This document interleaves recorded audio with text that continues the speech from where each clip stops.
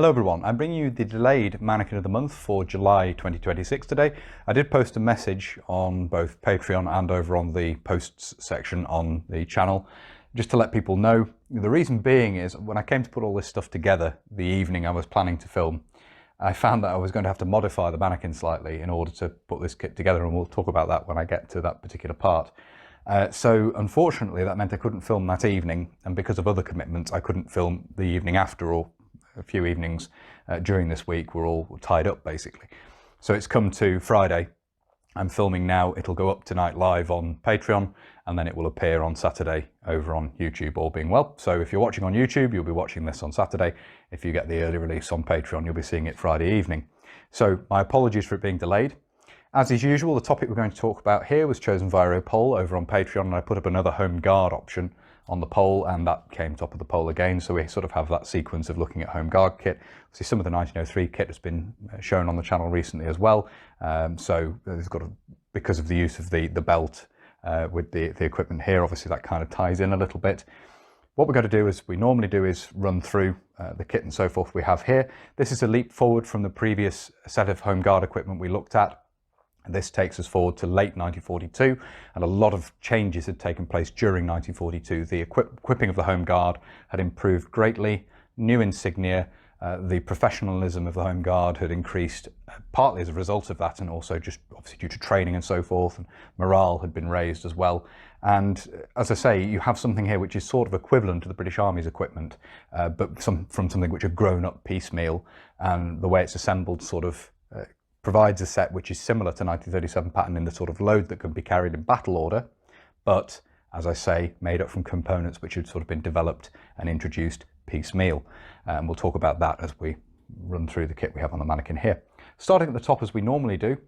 So the previous Mannequin we looked at, a Mark II helmet was provided, but it wasn't up at the top as if it was being worn. It was carried on the respirator haversack round on the hip. In this case, the helmet is worn. We're looking here at perhaps a training scenario, for example. So we have the Mark II steel helmet up there, which were basically standard Home Guard at this point. You have the battle dress blouse worn here, obviously battle dress with battle dress trousers, leather anklets and ammo boots were the standard by this point, and have been for a little while by late 1942. And in terms of the respirator haversack, we have that carried up on the chest here in the alert position, which obviously allows for the shorter hose. It takes account of the shorter hose of the general issue general service respirators. Obviously long hose versions were made as well, but for the general sort of issue version of the general service respirator, the short hose was used, and the face piece could be worn here with the hose running down to the canister in the bag, of course. That's the compartment with the flap facing towards the body. Under a separate flap facing outwards, we have both eye shields and anti-dimming outfit and cotton waste carried in this pocket round here. This is the Mark VI example, so it has these two separate flaps, one facing inwards for the respirator itself, covering the compartment of the respirator, and the other one facing out here with the accessories carried in these outer pockets here. Anti-dim and so forth will be carried, of course, down within the body of the haversack itself. You obviously have a cord that runs around the body, and we'll see that. I think I can lift the haversack out of the way. We'll see how that is done as we move this round. In terms of the equipment carried, before we move down and talk about the sort of web equipment, for want of a better word, you can see at the front here. You can see here the rubberized canvas, or rubberized, it's sort of almost a duck material. It's a cotton duck, I think, would be a more accurate description opposed to canvas. It's not quite as coarse as canvas, but a rubberized cotton material here anyway.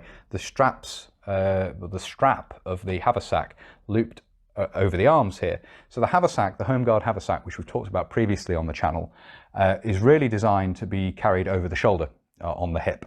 However, often more convenient to carry it up on the shoulders. And the way this is achieved is to, in some instances, the strap was re-sewn to make shoulder straps.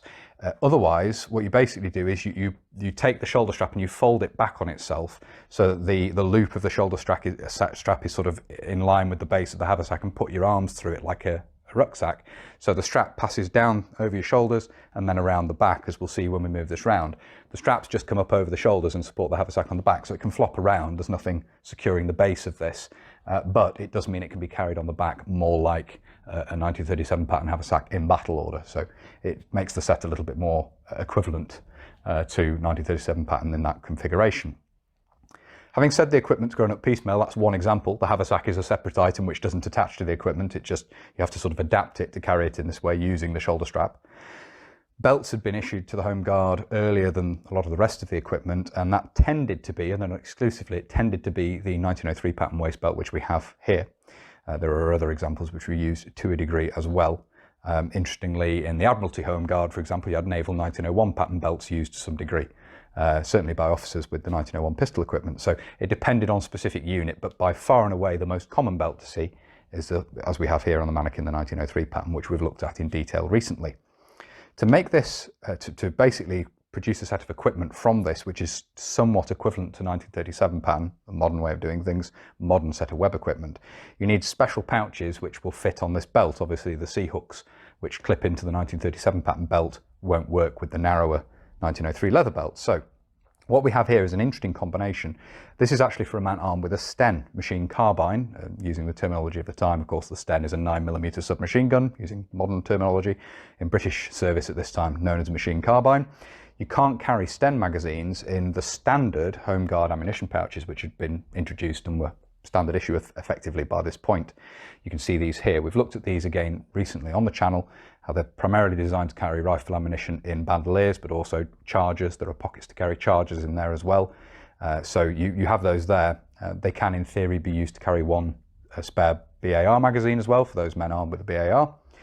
To carry Sten magazines, you need something different. So what you have here is effectively a 1937 pattern basic pouch with loops on the back, which are the right size for the 1903 pattern waist belt. And these are Home Guard. This is what the Home Guard Sten pouch looked like, or machine carbine pouch. Basically, this is what was issued to those men armed with the Sten to allow for those magazines to be carried. You do very occasionally see the 1939 pattern leather pouches used as well, although I think this is by far and away the more common is the webbing pouch as we have here. So this set of equipment is set up for a man armed with the Sten. It gave me the opportunity to talk about the Sten pouch. And the Sten was issued in large numbers to the Home Guard because it was a cheap and easy to produce weapon. As they became available, obviously the Army took precedence in terms of issuing them out. They were issued to the Home Guard as well in quite substantial numbers. So that's how the equipment is set up at the front here. The pouch is simply attached to the belt using belt loops at the back, and then they're supported by a standard set of 1937 pattern braces. So that's the one bit of sort of standard 1937 pattern equipment we have here on the Mannequin are the braces, which are used to support the pouches in the same way as with the standard 1937 pattern equipment. So that's the front of the Mannequin. We'll start moving this around now and have a look at some of the other details. So another major change for the Home Guard been the introduction of proper insignia compared to the armlets which were worn. You have here proper sort of shoulder title in British Army style, although obviously it's on a drab background with sort of off-white lettering in there, as you can see. And then you have regional and battalion insignia below that. Now these are reproductions, not original, but they're quite good reproductions. They're the right size and so forth, but illustrate the point quite well here. The top part of this insignia designates the region. In this case, this is the East Lancs region. And then the number underneath indicates the battalion. So it's the 8th Battalion at the East Lancs region, and the 8th Battalion was the Preston Battalion. So it would have been my local battalion, and obviously there would have been various subunits of this battalion in various parts of the area around Preston. And that's basically how the insignia was used. It was to indicate both the region and the specific subunit within that region, and worn as we see here with the letters above the number on the arm below the title there. If NCO insignia were worn, of course, it would be worn on the arm below here, or for more senior NCOs, obviously, it would be worn in appropriate position according to their rank. But obviously for corporal, lance corporal, sergeant, etc., you'd have the chevrons worn on the arm here. As I say, with this, it's set up to be a set of equipment for a man armed with a Sten gun. So you might typically expect to see NCO insignia here for a man armed with a Sten. It would be more typical of an NCO than a private. Now, interestingly, if say we don't have any insignia here, that we can infer from that this is a private in this instance, and a private, not a volunteer. By this point, the rank of private had been introduced to the Home Guard to replace that of volunteer, or rather the title, the position remained the same, but the title of the rank had been changed from volunteer to private, bringing the rank structure fully into line with that of the British Army. So by this point, the Home Guard, was no difference. Obviously, the previous Mannequin we looked at, that earlier period, the rank was volunteer. It's now private, so there's no differentiation there at all. So that's the insignia up on the arm here. You see the side profile of the respirator haversack. You can see the side profile of the ammunition pouch here, and the profile of the side profile of the haversack carried up on the shoulders there. The strap coming up, you can perhaps see how that comes up and joins up there. You can see, if I lift the arm out of the way, how that strap comes round and runs round the back of the body there. You can also see the string running around here. The cord from the respirator haversack, because it's worn at the alert, passes through this D-ring here, first of all, and then around the body. And then we have the water bottle carried around on the hip here. Now this is the standard standard enamel felt-covered water bottle, standard to the British Army at the time as well. It's carried in the other services leather version of the other services water bottle carrier, as you can see here, which has been passed under the belt to sort of secure it and stop it flopping around too much. Another element of the equipment which had been basically added piecemeal. These pre-existed the introduction of the braces, the pouches and so forth. In theory, with this setup, you could carry a bottle in a 1937 pattern carrier under the belt. You've got the brace ends, so you could do that, but these had already been issued out in large numbers, so were combined with the equipment as we see here in order to carry the water bottle. And it's on a separate strap which runs across the body, and we'll see that a little bit more clearly around the back. As I say, in theory, you could use 1937 pattern water bottle carrier with this, but these had already been issued, so they're already there. There's no need to have an extra supply of 1937 pattern bottle carriers to the Home Guard. You can use the pre-existing leather carriers which had been issued before the rest of the equipment had been introduced. So you have that round there on the hip, the water bottle carried there in the leather carrier. Moving this round to look at the back, we'll start by talking about the haversack up on the shoulders here. This, as I say, is really designed to be carried on the hip using the shoulder strap, but in this case it's been looped round. The reason I had to modify the Mannequin was to allow for this because it was a bit bulky. They're quite large chested, these Mannequins. I had shaved one down already, but this one needed shaving down a little bit more in order to do this, which was quite happy to do. They're only made of polystyrene, but it means that I can fit the haversack on the back like this, which is quite a common way to see these carried. So it was a nice thing to do from that perspective. Allowed it to be displayed in this way, which is fairly typical for the Home Guard. As you can see, it closes with a single strap at the centre here.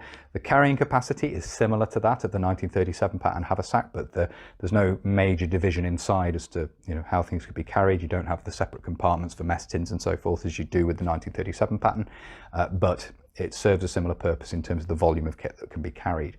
Typically mess tins, spare socks, rations, that sort of thing would be issued and carried or prepared by the men themselves and obviously carried with them if they were in transit or something of that nature. So it allows for, and wash kit and shaving kit and so forth can be carried in here, similar to what you would see with the Battle Order 1937 pattern.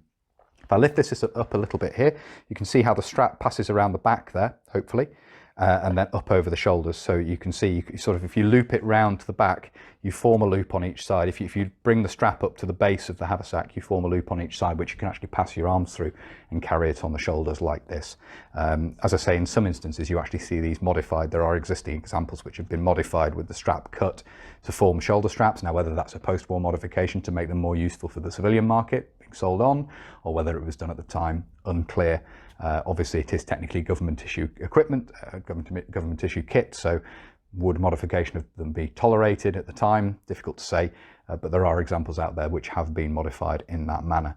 But as I say, this is a perfectly workable, expedient method for carrying it on the back. You can see also the leather strap for the water bottle carrier coming down here, and of course the braces meeting in the middle here with the loop there where they cross over.